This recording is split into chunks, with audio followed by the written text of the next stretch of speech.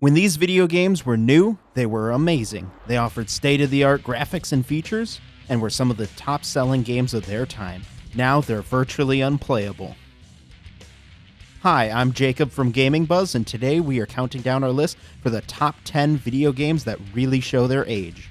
We're not saying that these games are bad, but video game technology has certainly passed them by. Before we begin, we publish great video game content almost daily, so make sure to subscribe.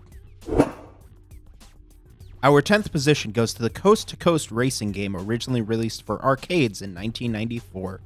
Though today, we are talking about the home console release for the Nintendo 64 from 1996.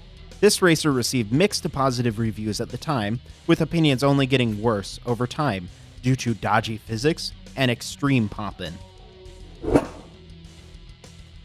A landmark title that revolutionized PC gaming, with a great story, excellent choose-your-style gameplay, and RPG elements that modern games are still copying to this day. This game from 2000 is beginning to show its age, unfortunately. Muddy stretch textures and controls that could only come from a PC CRPG keep this game from playing as great as it once did. Metal Gear Solid was an absolutely groundbreaking title for the PlayStation in 1998.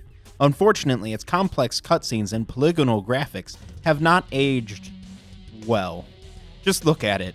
To be clear, the game still plays great, and if you really want to get your Metal Gear on, there is the 2004 GameCube remake, which looks much better.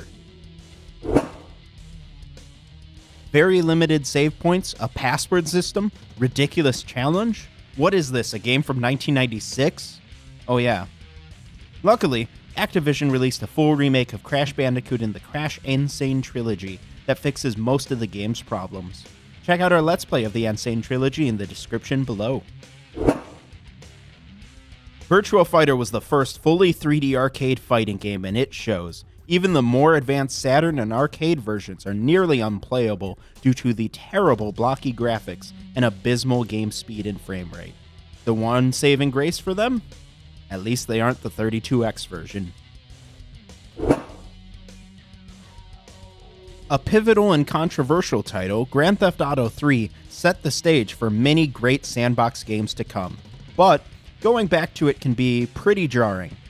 Why does my car always explode just from flipping over, and why do I instantly die from going in the water? A relatively good game hampered by 1999 era lip-syncing, voice acting, and a pretty terrible camera. Sonic Adventure includes some amazingly bad cutscenes like this. You know nothing, fool! It's Chaos, the god of destruction!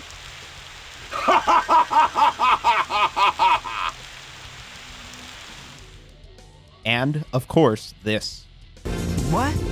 Tails? Watch out! You're gonna crash! Ah! 007 GoldenEye was made in the era where having two analog sticks on your controller was relatively unheard of.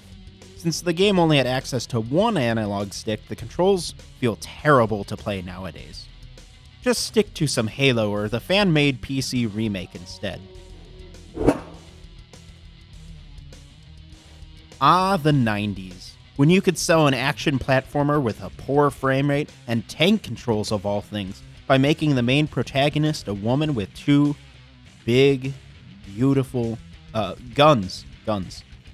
We'll stick to the newer titles, thank you. Our top spot goes to the game that essentially invented the survival horror genre. A game that was absolutely ahead of its time in 1992, with full polygonal graphics and great atmosphere. The game has not exactly aged well in the modern era. Surprisingly, the graphics aren't that bad. What kills this game is its adventure game style trial and error, instant deaths, and despite the fact that the gameplay is incredibly slow, you can beat the entire game in just an hour or two. So that's our list. What did you think? Did we miss any important games? Were we way off with our numbering? Let us know in the comments below.